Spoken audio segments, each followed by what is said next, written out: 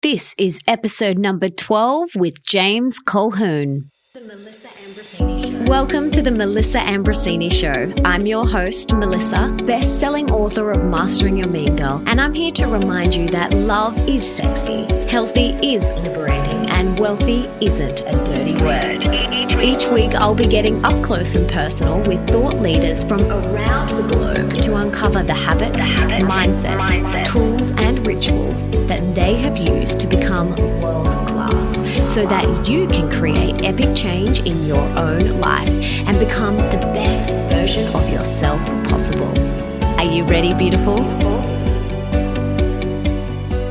James is the filmmaker of the widely popular documentaries Food Matters and Hungry for Change, and the founder of FMTV. Now, James has dedicated his life to uncovering the truth behind nutrition and our food supply. Now, what originally started as a desperate search for answers to heal his father's declining health has now transformed into one of the most powerful health and wellness hubs in the world. Food Matters. James realized quickly that his father wasn't going to listen to his advice and that there had to be another way to get the message of natural health and healing to the people that needed it most, including his dad. So James, along with his beautiful wife, Laurentine, invested their entire life savings to create the internationally acclaimed and widely popular documentary Food Matters, exposing the hard truths behind the medical and healthcare industries. They interviewed so many doctors, nutritionists, scientists, and wellness experts in the hopes to heal his father and get the message to his dad. And the footage literally changed his dad's life. After launching Food Matters in 2008, the film continues to receive an incredible response. And to this day, it's still changing so many people's lives. But James knew his work wasn't finished there. After seeing so many people struggle to lose weight through the latest fad diets or weight loss products, James and Laurentine went on to launch a second film called Hungry for Change. After that, FMTV was born, the health and wellness version of Netflix, where people can access life-saving information, including inspiring documentaries, expert interviews, recipe videos, and yoga flows on demand. It is seriously epic. Now, James and I have been very good friends for quite a few years now, and my husband and him are best mates. They have this incredible bromance going on. It's very cute, and I'm very lucky to have him as part of my soul family. And I'm so excited for you guys to soak up some of his wisdom today. He is such a beautiful man and so chock full of wisdom, so I can't wait for you guys to dive into this episode. In today's episode, we chat about how he went from captaining massive cruise liners to captaining Food Matters and FMTV, how he built his loyal tribe of millions of people around the world, how to be a true leader, how he went from 0 to millions of subscribers, the future of emails and deliverability, the best ways to build your list, the importance of over-delivering in everything that you do and offering free content, how to build an authentic tribe, the power of passion and doing what you love every single day, and how you can actually skip to work. Yep, you heard me. His 10-year vision for Food Matters, plus so much more. He drops so many epic nuggets of wisdom, which you will find in the show notes. All you have to do is head to melissaambrosini.com/12. And without further ado, let's bring on this epic human, the one and only James Colquhoun.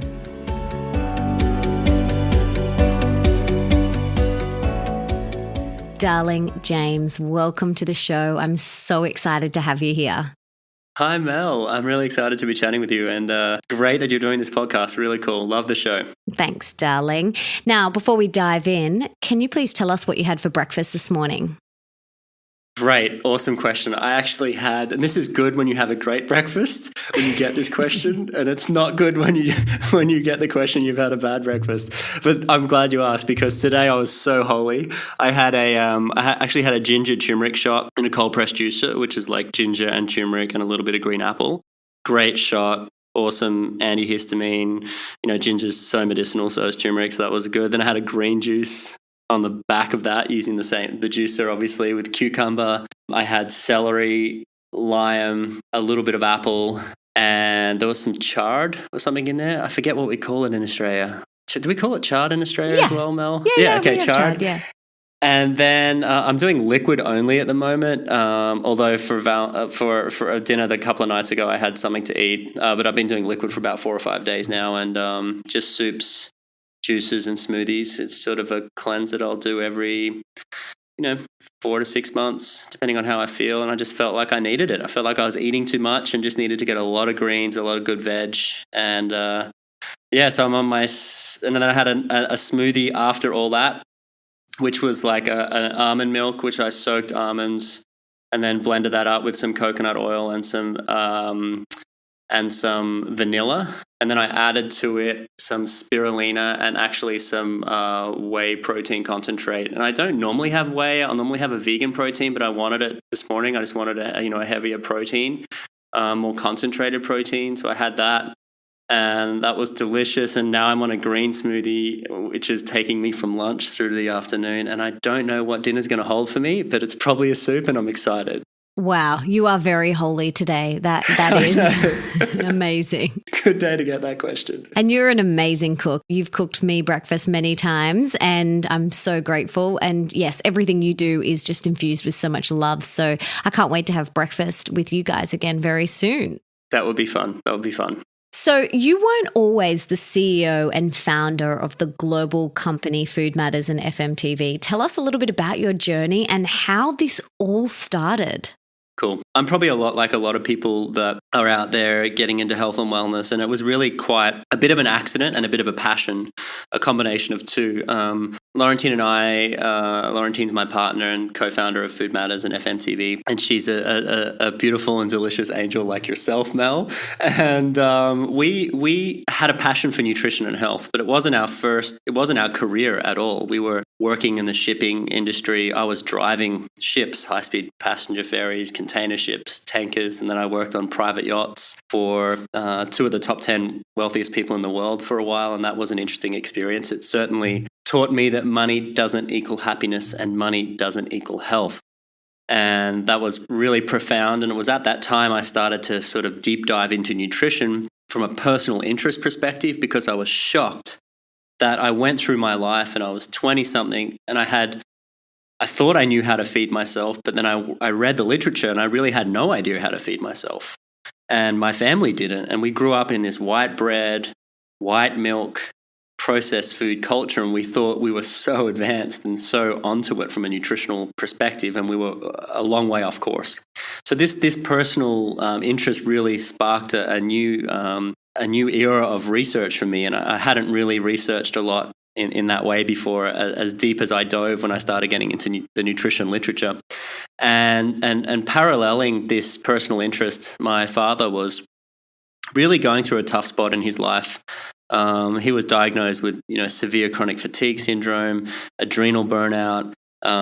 He was additionally diagnosed with depression and anxiety, put on a lot of different medications. He was on 6 at the time that we were going through this parallel process of studying nutrition and him being unwell. And the doctors basically had said, look, let's try a different version of cocktails of medication and hope that one day we'll get the right mix. And he was overweight, had to give up his business. He was a professional accountant and company auditor because he was too sick to be present for work. And he was suffering from what I now call BOMAPs, which is, not really a medical term, but it stands for burnout middle-aged professional syndrome.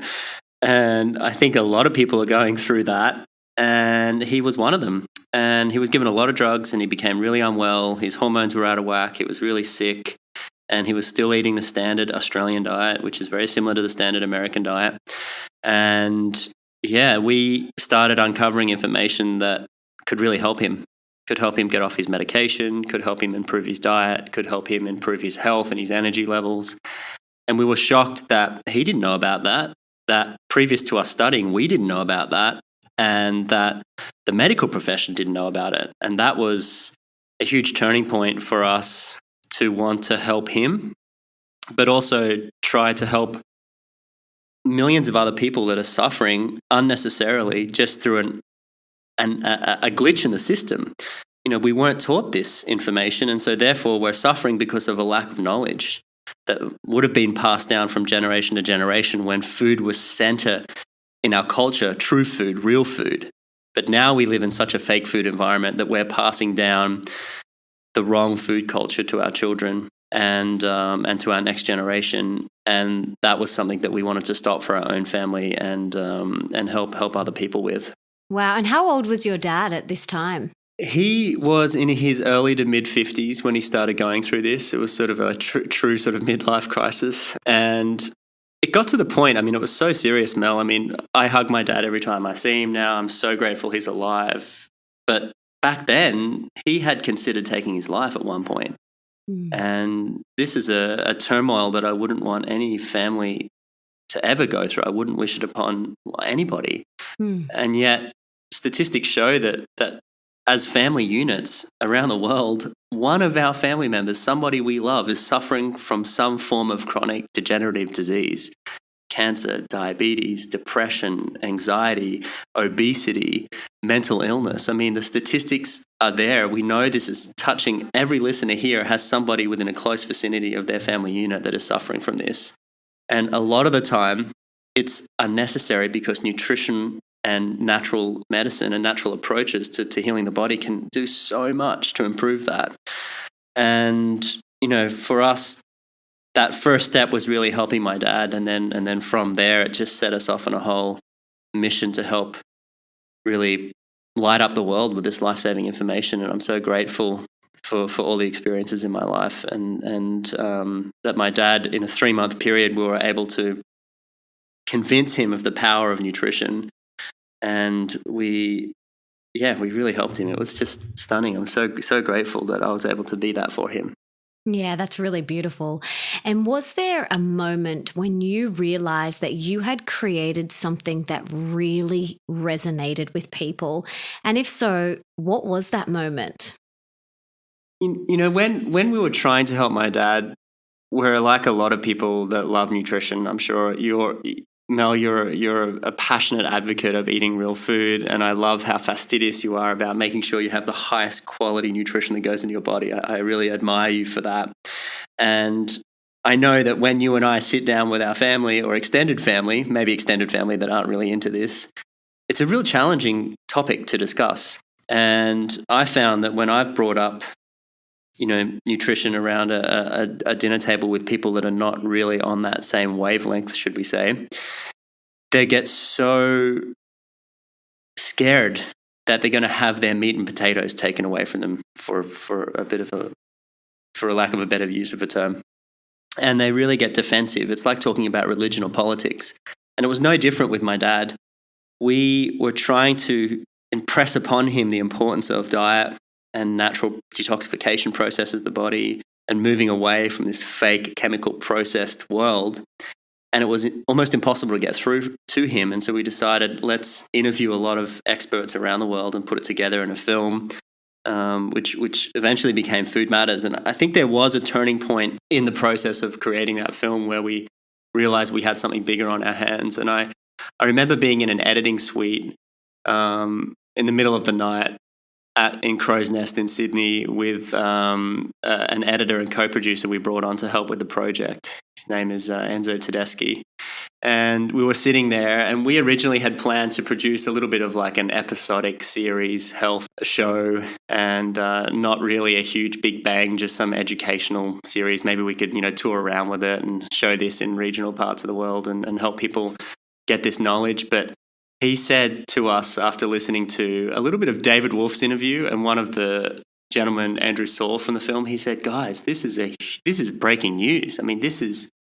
This is huge. This has to be a feature-length documentary. This has to get out to the world. This has to do festivals. This has to be in multiple languages." And I guess maybe, it was funny that I think we had a vision for the project, but it got expanded by the relationships and the environment we put ourselves in when we went to create it.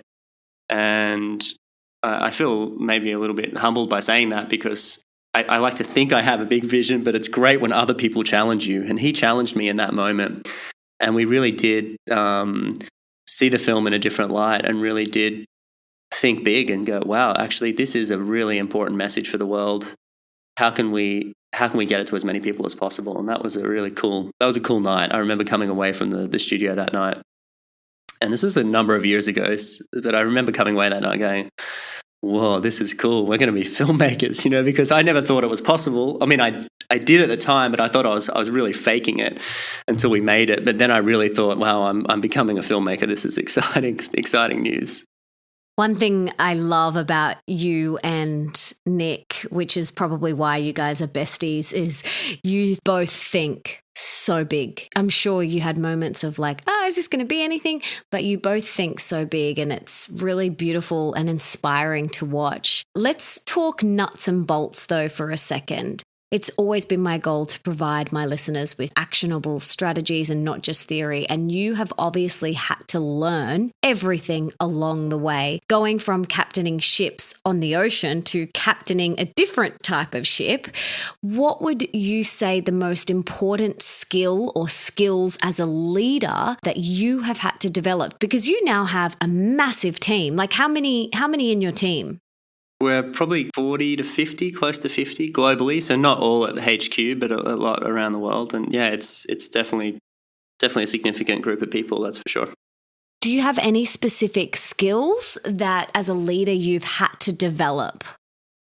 That's a great question. And I think that one of the skills that I had to develop, which I got gifted this knowledge from a large gentleman with a really husky, deep American accent called Tony Robbins. And he really inspired in me something when I was quite young, which was this idea of constant and never-ending improvement and always being a student.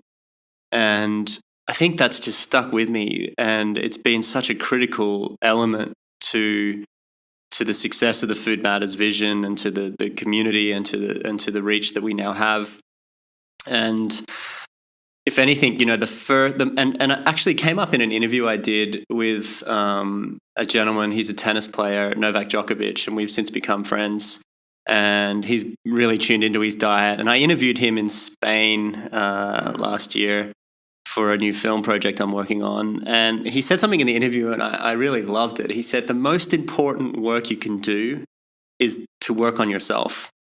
And I just love that so much, and it really resonated with me. And I think that that's been a big motto for me, is that any element that you're going into in your life, it's about how do I educate myself more about it? How do I become schooled in this new knowledge? So at the start, it was very much about filmmaking and telling a story, like understanding Joseph Campbell, the hero's journey. How are we going to tell an emotive story to really hook people into this message?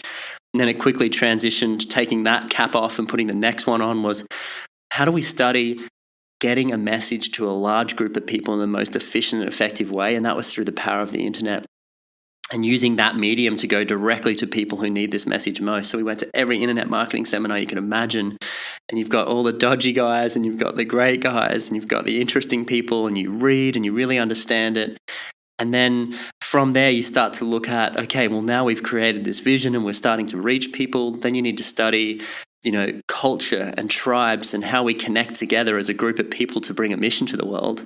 And that's been a huge challenge. I mean, going from 3 people to 45, 40 to 50 people, it's a totally different environment now as a group. So how do we collaborate? And that got me studying tribal groups and Paleolithic and Neolithic tribes, and what were the size of groups they used to connect in, and how do people work best in a team environment? How do you build that culture?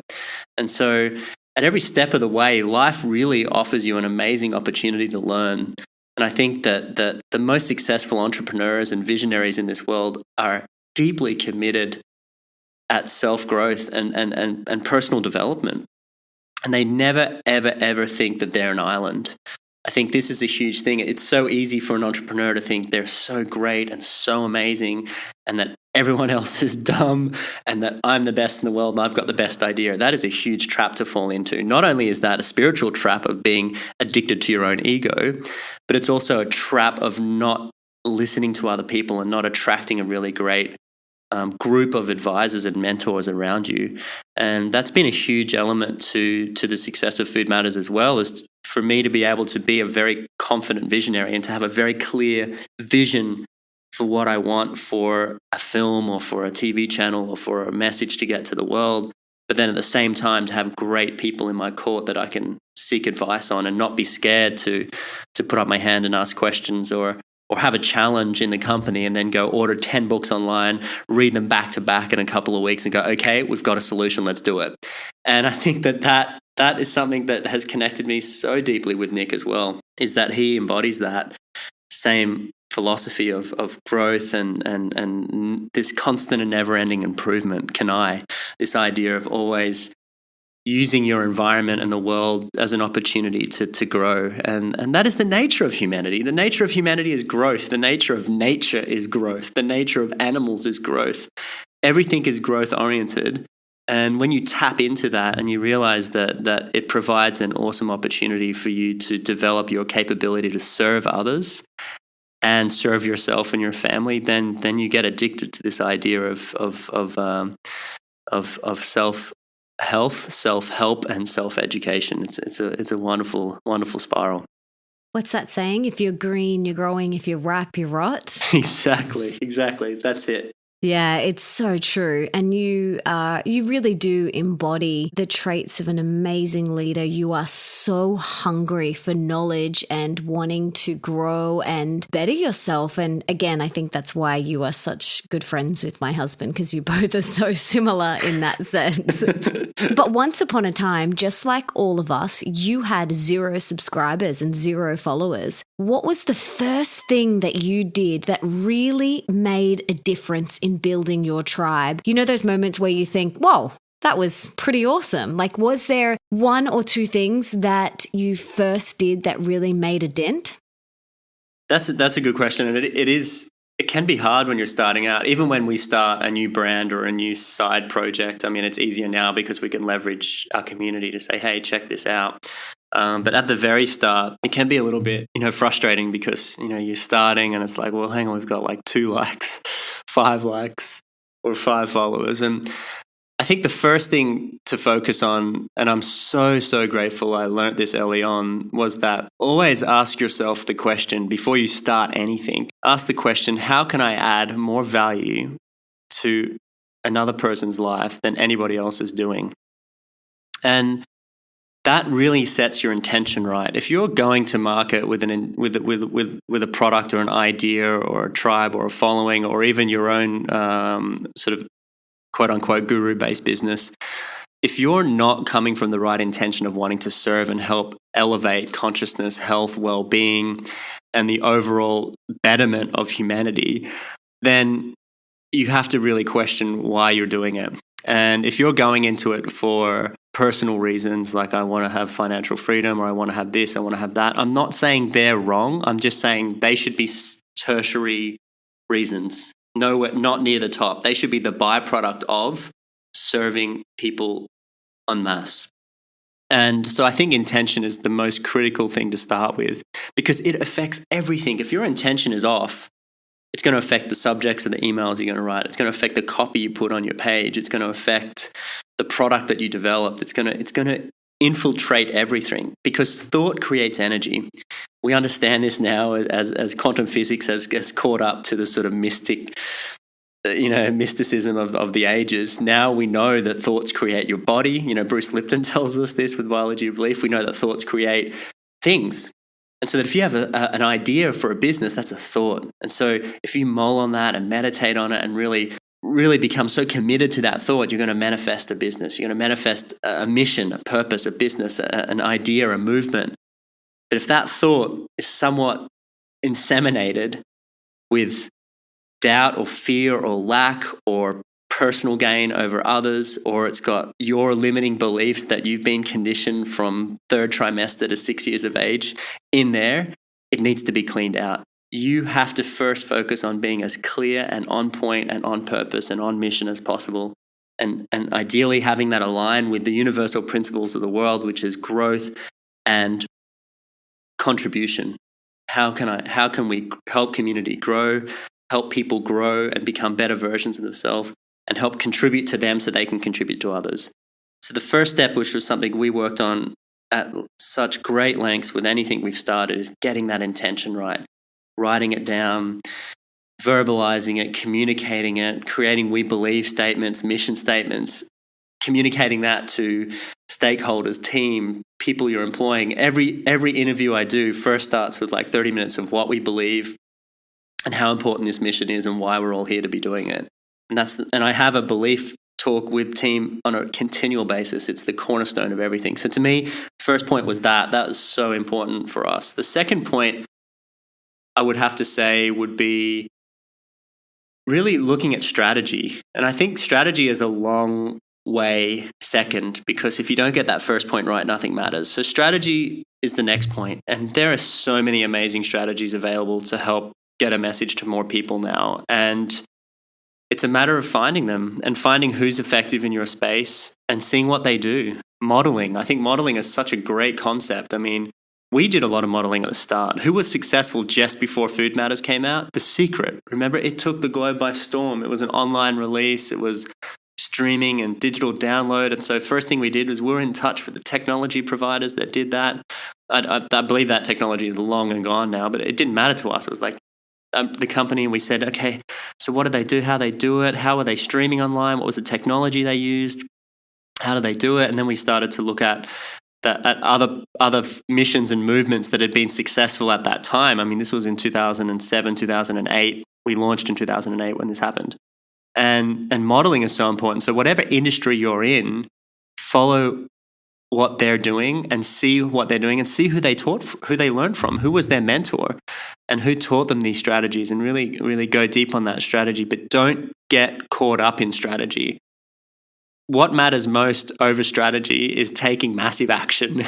This idea of being able to go, okay, I've got the strategy, I've got this, but don't over strategize, don't over plan. Make sure that you are always taking action and making educational mistakes, things that aren't quite perfect that are going to teach you a lesson along the way. So they're two things that I would apply to something I'm starting today, just as I did apply to something I started 10 years ago now. And that's they're the cornerstone, I think, of getting a movement happening. Well, it's making, such a big impact in so many people's lives, and you can really feel how heart-centered and intentional you guys are with everything you put out. Like, I know you've got this 7-day Food Matters cleanse coming up, and just everything that you guys put out into the world, you can really feel how much love and care has gone into it. So I just, that's a little bit of feedback from me to you. So you can feel it. Thanks, Mel. So have you been flat out at this for years, or have you taken time out? Or how important do you think consistency is in building a loyal tribe? Yeah, that's a good question. I think that consistency is really important. I think that one of the things that business teaches you is that SHIT is going to go wrong all the time. And I think that that's true in life. I mean, that I the more I go through business and the more I go through life, the more I draw on the spiritual teachers and guidance from people that have been through this life, maybe multiple times before, maybe this is their life. But I think that in life, we're going to constantly be challenged. And I think to go into a business and think that, wow, I'm going to have more time on my hands, I'm going to have less stress, I'm going to be able to just do the things I want, and I'm going to be that person that I see in the ads online where they're sitting on the beach with a laptop, or these perfect people on Instagram that have the most amazing lives. And I think that you got to be careful to separate that vision from reality. And I don't want to take that vision out of your mind, because girl, boyfriend, whoever's listening, go for it, have that vision, but acknowledge that life has a unique ability to challenge you and help you grow. And business is no different. I mean, when you're an entrepreneur, you're really signing up for massive growth. It's like you're signing up to learn hard, and it's awesome. And you have to love it. You have to love, I interviewed Brendan Burchard recently. He's this high performance guy from the States. If you don't know him, he's got a lot of energy, this guy. Anyway, he teaches a lot of Navy SEALs, and they've got this saying called embrace the suck. And I love it because I love when something really hardcore is going down, you know, and it's just that part of you that just wells up and says, yes, bring it on. This is life. This is the grit. This is the stuff. And you got to come in and you got to bring it, you know? And I think that says a lot about how I choose to approach my life. I choose to approach my life as a get to, not a have to. And I think that completely flips your whole approach to how you see everything. And that just goes to show, I mean, the whole of your world is in your mind. Everything that you see and that you create and that you experience is a result of your perceptions and your thoughts and your values and beliefs that you hold. And I think that having a powerful set of belief systems and also being able to approach life and approach business with energy and passion and vigor and a smile on your face and you know, especially when you're challenged. I think that is a skill that I'm really trying to learn and master. And I think that we all get challenged to learn different things in our lives. I believe each of our souls have a purpose in this life, in this earth suit, as we come down here to learn. And I think one of mine is, how can I approach life with excitement and love and passion and enthusiasm and a smile on my face and a good posture, and be able to come in to the office when it's hard and give everyone a hug and a kiss, and come in when it's great and give everyone a hug and a kiss. By the way, I hug and kiss everybody in the office every morning. It's just a ritual I do. And to me, I think that's really, really what it's about. I think it's about bringing energy, bringing passion, and having a big vision and just sticking to it. And I think consistency does play a big part. I think that, you know, a lot of businesses fail. You know, you hear the statistics, you know, 90% of businesses fail within 12 to 14 months or 24 months. I think maybe people just lost passion. They lost the vigor, or they had a few setbacks and like, that's it, I give up. I'm going to go back to doing whatever I do. I would say if the setback is real and you're not meant to be in that industry, look, that's another thing. And I don't know how you determine that. Maybe you meditate on it and ask the universe for a sign. But if there's something that you absolutely are here to do, and it's a good strategy, you got good advisors, you go for it. You know, you stick with it and you see it out. And there's a lot to be said for having that determinism. And I'm not saying that I have it, but I just say there's a lot to be said for it. And I look at some of the most successful people in the world that have brought great things to humanity, and they have it in spades. And I'm in training camp. I'm learning to get better at that, Mel. So hopefully this call's inspired me to stay on the path. Yeah, that's something that I'm really working on within myself as well, is to bring a smile to those challenging times. You know, it's to show up every day and just pour your heart and soul into everything. And, you know, yes, when it's great, it's great, but also keep showing up. So that's something that I'm, you know, working on as well. So thank you for re-inspiring me to check in with that. Mm-hmm. I've got a bit of an email question. With email deliverability getting harder and harder these days, how important has email been to your business? And do you think emails are dead, or are they still the cornerstone of online businesses? Oh, that's an awesome question. Wow, I'm actually quite deep in that at the moment. And it's always an evolution for an online group. How do you most effectively communicate and reach your community and tribe? And the pressures upon reaching people are ever present. I mean, I think it was more effective for us to get, it was as effective for us to get traffic from Facebook when we had 1 million followers. And now one of our brand, the Food Matters brand, has 2.5 million followers, and it's a similar amount of traffic. I think that it just goes to show that you know, the pressures that are there in the email world and the social media world in order to be able to reach people, and even in the SEO world for that matter, are constantly changing. I mean, these are algorithms that are designed, and as more people come to these platforms and systems, and as there's more noise in the marketplace, and as the barriers to entry to bring businesses to the world drop, it's becoming increasingly difficult to reach people. And I still, personally, on that question, email will die. I think that at some level, email is going to disappear or completely change. I mean, we've moved from, just like we moved from TV with interruption advertising to subscription video on demand like Netflix, or like our TV channel FMTV, plug. Sorry, Mel.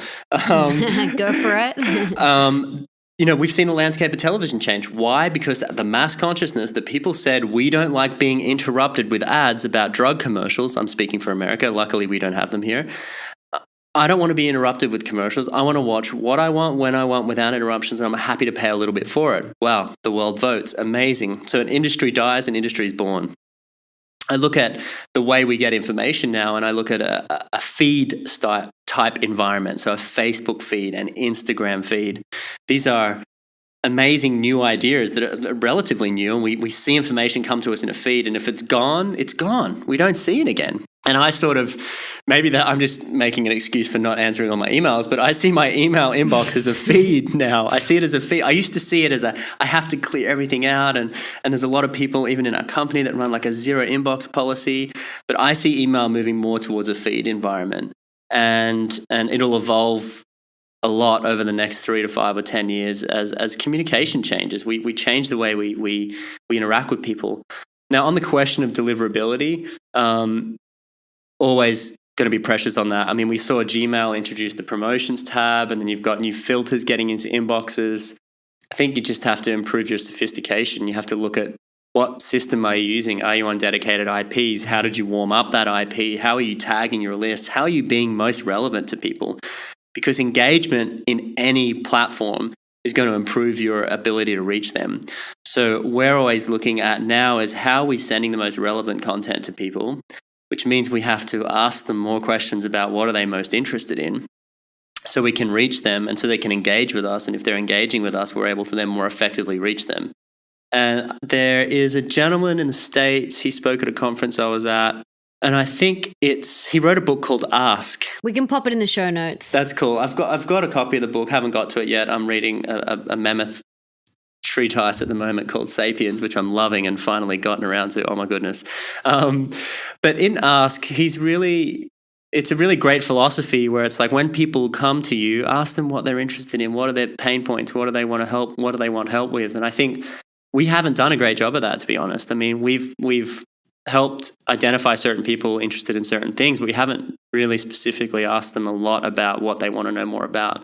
We do it in surveys, we do it in this, but integrating that more into your email system and then only sending those people the content that they're most interested in is really going to be the future of deliverability, because the more relevant you are, the more focused you are, the better deliverability you're going to have. And it's going to be less about size and more about the from name, the subject, the relevancy, and improving their engagement on your list. And I think email still has a fair way to go. I think it'll still be a big part of our business for a few years to come. But it's going to change, of course. Everything's going to be changed, and there'll be a new system out there, and we'll adapt and we'll get on it. It's going to be fun. So I hope that helps. Join the ride, hey? Yeah. So from your experience, what are 3 of the best ways that you have built your email newsletter list? Great. Okay, awesome. First way, definitely online events. I think people love something point in time. They love coming together around something. And for us, we do a lot of film-related content and film-related events. You've got your 7-day Food Matters cleanse. Is that what you mean as well? So that's a 7-day cleanse we've got coming up. So that's going to be a start together, finish together on FMTV. So we just finished a 21-day program at the start of this year. But those guided programs were on the back of an online event. So I love online events because you're able to provide free content to people at a specific period of time and say, hey, we're having a movie screening with an interview with this guy, and then another movie and an interview, another movie interview, all free. Come and get it. We love you. Just sign up and you can go for it. And then during that event, there'll be generally an offer to join FMTV or one of the products or services that we have. And it's not really a hard sell. It's like, hey, it's there. Do you want it? Because you've given them so much value, a lot of people take it and some people don't. And it's like, no problems. Lots of love. Those that do, we then take them on the journeys. But I think online events are such a powerful way in order to be able to build a list fast and build a tribe or a following. I shouldn't say list. I think language is so important. Don't use words like e-blast, tripwire, or things like that. Don't use language like that around your beautiful people that come and join you. So a community, family, tribe, list is probably okay, but I'm just cautious when people use bad language around things like that. So I'd say online events has been a huge thing for us in particular. Some things come and go. I think there's things like summits that are probably getting a little bit long in the tooth. There's a summit for everything now. There's a summit for got too much hair on my back. There's a summit for I've got a long left toenail.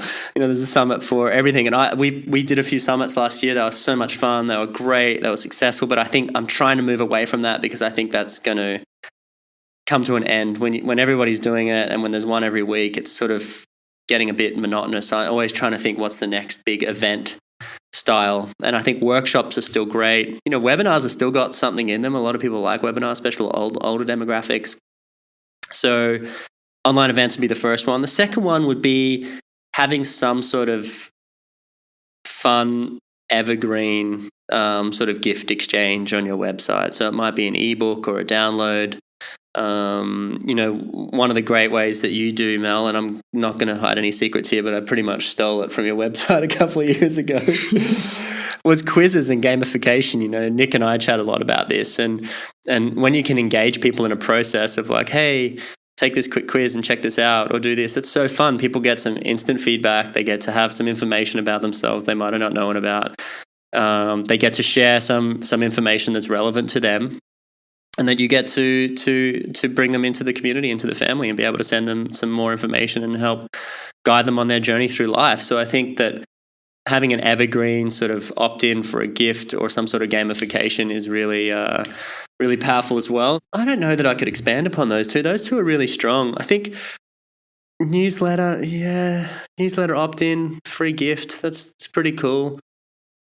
They're great. They're my main ones. Great. And one thing I've noticed over the years, since we've been friends and just watching Food Matters grow, is you guys always over-deliver and you offer massive value. Talk about massive action. You guys offer massive value, and often, like you said, you do it for free. Right now you guys are about to do this 7-day Food Matters cleanse. Mm-hmm. Can you tell us how you engage your tribe to take part in that sort of event? I believe, I don't want to sound like a Martin Luther King speech here, but I believe that film is so transformative. It's such a powerful medium. Like a great documentary film has the power to completely like open your head and expand your mind and go, oh my goodness, this is amazing. And I think we've all had that experience. We might have seen, The Secret or a food documentary or this and that, and it's completely changed our lives because it happens in so many ways. You have this multimedia happening on your TV screen. And the sad thing is that we've been led to believe everything that comes out of a TV. I mean, when did this happen? It was like this revolution of television in the 50s.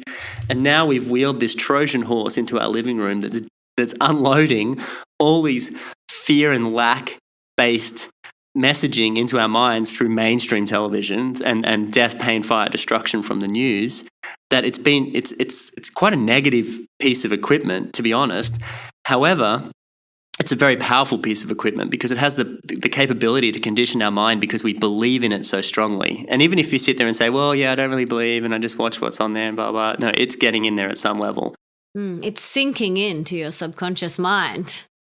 Absolutely, absolutely. So, and I see documentaries and empowering documentaries as such a powerful way to flick the switch on that, so to speak, and to change the channel and tune into something that's empowering and that's going to help you either develop a better self-care ritual or have more love for yourself or understand the power of your emotions or how to eat better or all these sorts of things. It's so incredible. So my real undercover mission in this world is to give people more access to this type of content. And that's why I love and I'm such a huge proponent of running free events, because I can help a lot of people access it for free that may have not normally paid for it or actually may have not normally been interested in it because there might have been a price point barrier. So if I can do that and get them to engage in this content for free and have them have a transformative experience, even without paying a cent, I'm winning, they're winning. And I have this idea in business or in life or in being a human, in trying to create win-a-thons. I love this idea of a win-a-thon. Like if everybody's winning, like the plants, the animals, the environment, people's health, everything, then you created this win-a-thon. And I think that if someone comes to an event, they have a great experience, they watch some great content, and they leave without paying, they've had a great event, and I'm really happy for that. And if they become a subscriber of FMTV or do something else, then I'm happy for that too. And I think that is a huge focus for me, and I think that form of media is so transformative. I love that idea of a win-a-thon. It's such a good term. It's great. One thing I've noticed about you, which is, again, why you are besties with Nick, is the speed at which you both implement things. You know, many years ago, we were in your lounge room talking about the idea of FMTV over dinner. And the next thing, it's like up and running. And I know it's not exactly like that. And you and Nick are both serial implementers. What is your secret, and how can we all become serial implementers if we're not? That's. I'm going to take that as a compliment. Thank you, Mel. And I love Nick for that too. We are indeed. We must be brothers from another mother or from another lifetime. Who knows? But I had a meeting before this new project I'm setting up. And I had a dream about a domain name that I should acquire for the project, and I hadn't acquired it yet. And I was in this meeting with a lady that I've hired to head it up, and she had a couple of team there. And I'm like, oh, I had an idea about this domain. And she's like, oh, what is it? Write it down. I'm like, no, that's it. Where's my laptop? Get it out. And I love action meetings. If there's a meeting and we can bring a laptop in and do it straight away, that's my sort of meeting. And I think that, I don't know, I have this completely unrealistic expectation about deliverability of a project. And I love it. I'm attached to that unrealistic expectation because you'll be amazed at what you can get done and what you can deliver when you think the impossible is possible. And I like you said, when we thought about FMTV, we were starting essentially a Netflix. We were going to start a subscription channel and have documentary filmmakers from all around the world and distributors. We would sign content and deliver it via technology and have apps and be available in different marketplaces in different languages and help get this message to more people, which was the primary question and mission of the whole group and the whole movement. And when we did it, we just like, okay, let's do it. We decided to do it, and we started building the site, and we started signing some contracts, and I guess you just make it up as you go. And I think that someone who did that really well was Richard Branson as well. He's like, I'm going to start an airline. Like, I think that's crazy. I don't want to start an airline, but he was like, I'm going to start an airline. Start an airline. What did he do? Went down and said, how do I get a plane? You know what I mean? That's all he did. How do I fill it up with people? How do I get to America? And he did it. And it was like, I love that. I love those sort of people and those sort of personalities, and I really try to embody it. And you're going to make mistakes, and things might not be perfect and are going to go wrong, but you're going to keep evolving. And I'm so happy I did take that massive action to start FMTV, because we've got a bit of breaking news. We've signed a contract with Amazon, and FMTV is going to be a one-click add-on for all Amazon Prime members globally. You know, this is... Oh my God, that's amazing. I know, it's like, it's unbelievable. If I hadn't have taken that action and done that, this wouldn't be a reality. And we're on, Apple TV and all iOS apps and on Roku, and it's dizzying. And now we had a real struggle at the start with distributors signing content to us. And I had some relationships with distributors because of being in the film industry. They're like, who are you? How big's your channel? How long have you been going? My name's James. I'm from Food Matters. There's no channel yet. We haven't been going yet, and we want to sign a couple of your films. And they're like, you crazy? No. Now they're coming to us with their catalogs of films and saying, are you going to be at Toronto Film Festival? Or here, we want you to sign this film, this film. It's just, the tides have turned completely, and we've paid out millions of dollars of royalties to filmmakers all around the world. And it's... it's so fun. I love it. I love taking massive action. and Laurentine, can I add too? She has even more unrealistic expectations about deliverability than I do. So I think she pushes me a lot too. So let's not forget her. Yes, of course, of course. So Food Matters was born out of this passion to help your dad, which is one of the reasons why it's so successful, because it started with that seed of passion. How important do you think it is to do something that you're passionate about? This is the most important thing in life. If you don't love what you're doing, don't do it. Sometimes things that you love might challenge you. That's okay. A challenge is something temporary. I think having a passion for something is the most important thing that you can do. If you're not passionate about the idea or the thing that you're doing, or if you can't see yourself doing that for 5, 10, 15, 20 years and not really thinking about it, then you shouldn't be doing it. I love Warren Buffett too. I mean, he is, he's a very wealthy guy, and I'm not really into the whole wealth accumulation thing, and I'm not really into Coca-Cola, one of the companies that he's a shareholder in.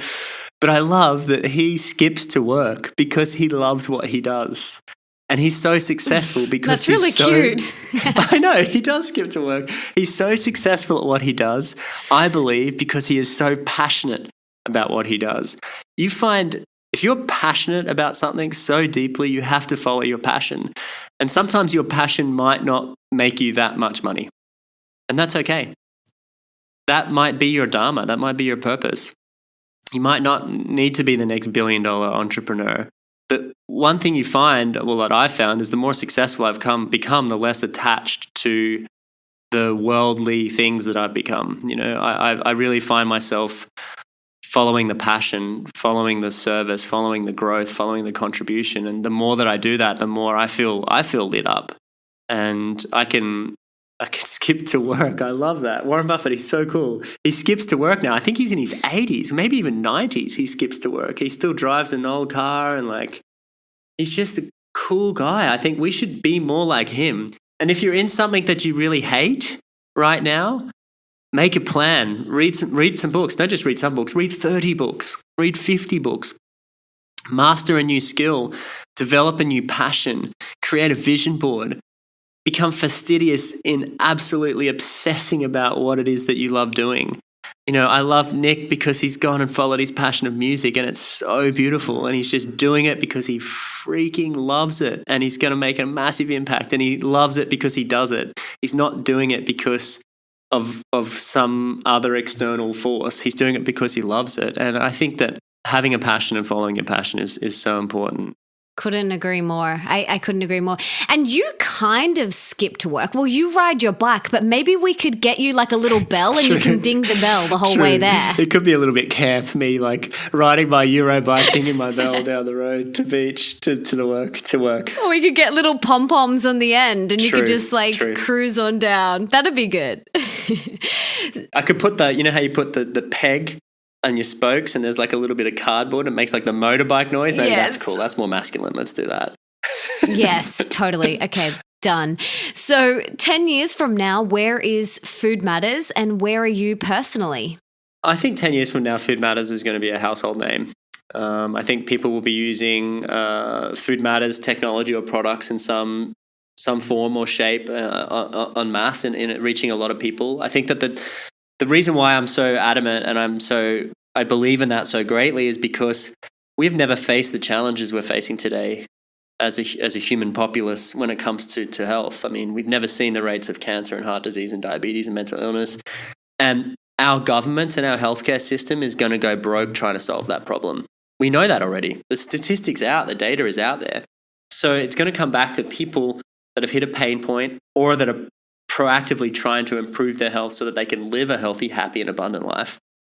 Coming to groups and organizations like yourself, like some of the people you've interviewed, like some of the gurus out there, some of the brands out there that are truly authentic brands that are trying to help people improve their quality of life so that they can make a better impact in their own little tribe or community or in their family.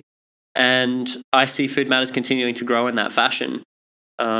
There's new products and ideas and films that we have that we want to create to help that along the way. There's new side projects and other things that I want to get involved with as well. And I see myself being involved. I do see myself moving continually more and more out of the day-to-day of the business. I love being in the business, no doubt about it, but I think there's capacity issues at every level of growth of an organization. And there's a fun term that a friend of mine uses.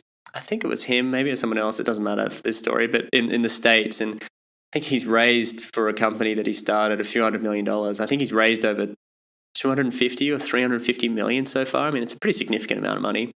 And he calls himself the CIO or CVO, Chief Inspirational Officer or Chief Visionary Officer. And I see myself moving more into that role, and focusing more on the vision and helping provide strategy and ideas to help this reach more people. And I do see myself at some point, I think we all grow a little bit older and have different focuses on our life. I've got a 3-year-old boy. I see our family growing in number over the next few years, and I see that becoming a big passion of mine, along with the mission at Food Matters. So educating my children to be the future leaders of this world. That sounds really narcissistic, doesn't it? Oh my God. Sorry to anybody if I've said anything that makes me sound narcissistic. Honestly, I'm not. I love everybody out there, and I'm really focused a lot on not sounding like that. But I think we have to think about, how do we create the future leaders of this world? We're facing challenges we've never faced before, and we need to have little critters out there, these little humans that are going to become the next generation. We need to help them be the problem solvers for us, because when we get old, the world's going to be faced with a whole new set of challenges, and we need people that are going to solve those problems. And we've got great leaders now that are emerging, and we're seeing a new trend in consciousness, in technological advancement that's helping push humanity forward. Sure, there's some things that are a bit dangerous, especially in the food landscape. But I really think that maybe I'll be focusing a little bit more on educating my children, maybe going back to sailing a little bit more. I used to spend a lot of time on the ocean. Maybe I'll do a bit of sailing, sail around the world maybe. I have a passion for sailing and surfing and free diving and swimming in the ocean, and I'd love to do that with my boy or my kids and my wife, and so maybe a bit more of that. Maybe can Nick and I come too? Yeah, absolutely. You're welcome. Of course. Awesome. Yeah, that sounds really great, darling. And I've got a couple of rapid fire questions now. Cool. What is one thing that you're currently working on within yourself, or something that you're wanting to improve within yourself? You mentioned wanting to bring a smile to the shit beforehand, but is there anything else that, is really prevalent for you right now that you're working on or you would like to improve? Great. Yeah. Rapid fire. 2 things. Becoming fearless about everything. So tough, so hard. I think that's my actual purpose coming to this world. I don't know why I think that, but I think becoming fearless, not fearing death, not fearing change, not fearing anything. That's a huge liberation. I'm working hard on that one. The other thing is resilience. I think developing resilience, because as you go through life, like I've said earlier, things are going to challenge you more and more, or they might challenge you less. I don't know. That's a limiting belief too, maybe, that the challenges become greater. But I think developing resilience, and I like to think about, if I think I'm stressed out or got a busy day, I just instantly think about Barack Obama. What would his day be like? I'm like, well, I've got it easy. So I think perspective, resilience, and fearlessness. Nice. Okay, let's pretend you have a magic wand and you could put one book in the school curriculum of every single high school around the world, besides Food Matters cookbooks. What book would you choose? Man's Search for Meaning, Viktor Frankl. Amazing. Such an epic book. I'll put that in the show notes so people can find it. Okay, let's talk about how your day looks. I am obsessed with studying and hearing people that I admire and love, their morning routine or how they prime themselves for the day. Like, I'm fascinated by it. So how do you prime yourself for the day? Okay, I generally wake up and I break the golden rule and look at my phone, and I only do that to check the surf cam. I'm a really keen surfer, and I love being in the ocean. So if the surf's good, I want to know and I want to get there as quickly as possible. Sorry about breaking that rule, guys. I don't check email and I don't check social media, just the surf cam. After that, if the surf is no good, if the surf's good, I go surfing. If the surf's no good, I get up out of my bed and I try to do some form of breath work or movement or meditation. So a couple of days ago, I just did a meditation because I had something that I was mulling over, and that was causing me to challenge my resilience. So I said, universe, give me a sign. And later that afternoon, I got a sign. So it was great. So I did a meditation. So I'll do a meditation. Sometimes I'll do yoga, or sometimes I've been doing a lot of stretchy band workouts lately. You put a band on a door and you do like chest presses and flies, but I only really work out for like 10 minutes. I absolutely find working out freaking boring, and I don't do it for very long. I'm not a hardcore exerciser. Then after that, I drink a lot of water and hydration, generally either before or after that. Green drink, water, lemon juice in water, sometimes a bit of apple cider vinegar.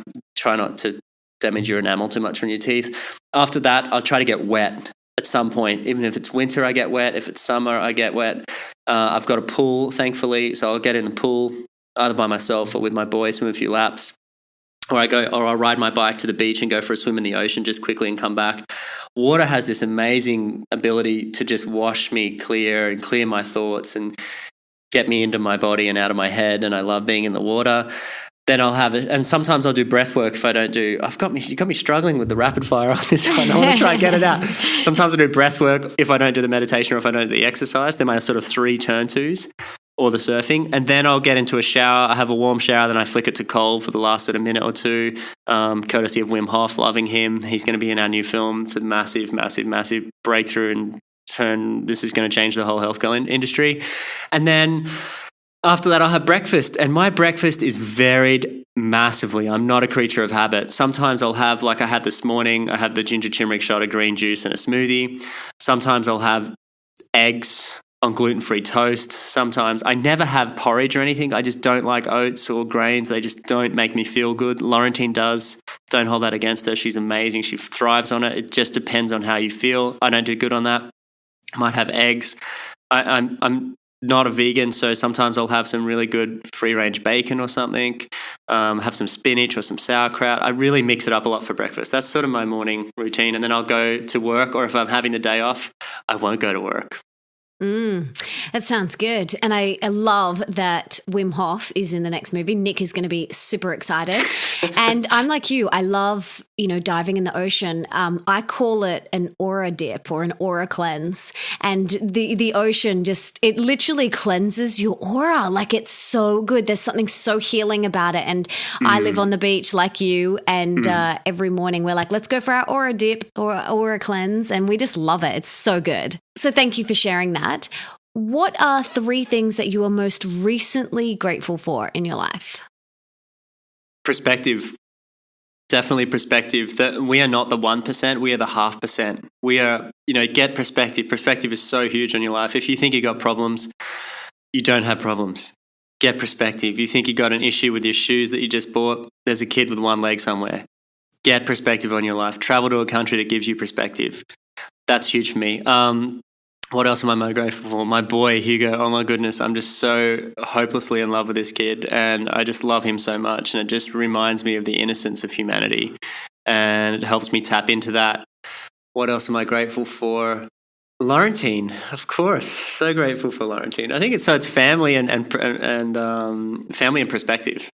Beautiful. Okay, so in your opinion, what is one of the most important things that you can do for your health that people could do today, right now? What's one of the most important things? Drink more water. It's super easy. Drink more water. We don't drink enough water. Filtered water, spring water, not dirty water. You can structure it a little bit with some things if you want. Bit of citrus, fresh mint leaves, cucumber, spirulina, algae, chlorella, whatever. Drink more water. It helps you clear out, helps you eliminate toxins from your bowel. Awesome. What is one of the most important things that you can do for your wealth? Spend less than you earn. Good one. So simple, huh? So simple. Oh my God. So simple. And finally, what is one of the most important things that you can do for love? Transitioning. And what I mean by that is if you're at work or if you do something and then you have to go be with your significant other or your lover, transition. Don't take shit home with you when you walk through that front door. Embrace love, be present. When you're with your family, be with your family. Don't be distracted by those micro shit coming out of your phone that's going bzz, buzz, this, that, blah. Disconnect from the micro disruptions in your life and be present with your lover. That is the most important thing you can do. And actually, if there's only one thing you could do on this planet, if you could take everything away, it's to be present with your lover. That's it. That's the only thing that should matter. So don't forget that. Yeah, it's so important, especially with the amount of distractions and things that we're bombarded with these days. It's, more and more, it can feel sometimes quite challenging, but, just coming back to that presence with our love is the most important thing. Yeah, so, it is. And no, you're welcome. Can I add one thing? I love Laurentine for this because she's so good at it. Her phone never comes off silent mode ever. So, and she lost it. Mine is the same. Ever. Unless I'm like expecting an urgent call, with, my nonna was recently in hospital, but my phone is always on silent. My friends know never to call me because I won't answer. I know. I can't get in touch with her. She came into the office the other day. I'm like, I tried to text you because we're doing a big recipe shoot. Did you bring in the colander? I didn't get your text. I don't know where my phone is. She just leaves it for a couple of days. Woke up this morning, didn't have her phone. I had to go find it somewhere for her. I love that about her. It's amazing. Yeah. And we have Slack now at the office and it's just going crazy. Slack channels here and there. It's got us off email. Fantastic. Laurentine's like, I'm never going on Slack ever in my entire life. And it's just like, I sort of love that deterministic, not being disrupted. I'm focusing on what I'm passionate about. And, that's her gift. And she's great at it. So that's why I love her. And that's why she's a great lover. She is amazing. And that does explain why sometimes she takes 7 days to write back to my text messages. Yeah, embrace it. Yeah, I know. I don't take it personally. I'm just like, yeah, she's probably lost her phone. I mean, when we're over at your house, she's like, where's my phone? It's like hidden down the couch. Hugo's like, here it is. Yeah, exactly. Well, yeah, we love that about her so much. She is such a beautiful person and it really does allow her to be fully present with you and Hugo. And when we're there, she really does embrace that. So I love that about her. I just want to, before we wrap up, acknowledge you and say thank you and how grateful I am for you coming on the show today and just for being a beautiful presence in my life. I met you, I think the first time maybe 5 or 6 years ago through our beautiful beloved Jess. And I'm so grateful that she connected us because you guys have become such great friends and our soul family and all the work that you're doing in the world. You're so authentic and there's so much passion and there's so much love and you deserve all the success that is coming your way and that is already ever present. And I just want to say I love you guys so much and I'm so grateful to have you in my life, Jimmy, honestly. Thank you so much, Mel. That means a lot and so grateful that we got connected in that way. And Jess is such a beautiful spirit and yeah, it's soul family, really beautiful. Thank you so much. Well, thank you for sharing and I love you lots. Love you. Ciao. What a beautiful, conscious, divine human being. I love that man so much. And I hope you guys got a lot out of that episode.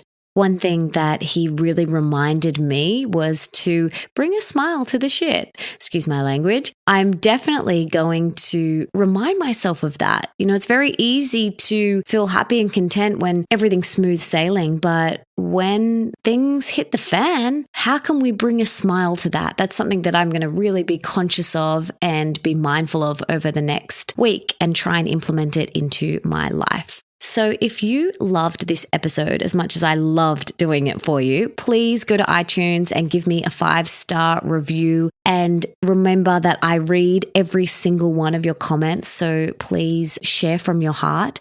And don't forget to tell me on Twitter who else you would like me to interview on the show. And you can do that by tagging me at Mel_Ambrosini and the person you want me to interview. And make sure you use the hashtag The Melissa Ambrosini Show. And for everything that we mentioned in today's episode, you can check it out at the show notes. Just head to melissaambrosini.com/12. And just another reminder that I read every single comment that you guys post there. So go and leave me a comment. Let me know what you think of this show and who else you want me to interview. And for all my other epic podcasts, you can head to melissaambrosini.com/podcast.